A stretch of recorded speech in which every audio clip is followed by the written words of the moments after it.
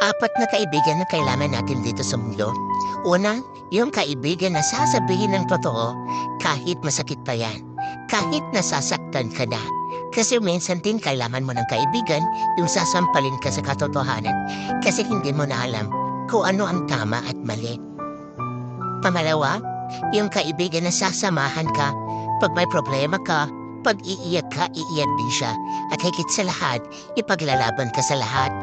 Lalo na pag alam niya na sa tama ka.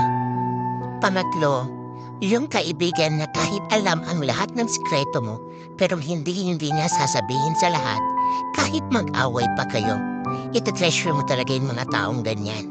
At pang-apat, yung mga kaibigan na mamahalin ka ng buong buo, yung kayang-kaya kang mahalin, na kahit ikaw, alam mo na hindi ka nakamahal-mahal, or ikaw nawawalan ka na ng pag-asa, pero andyan pa rin siya sa'yo at siya ang nagbibigay pag-asa sa'yo.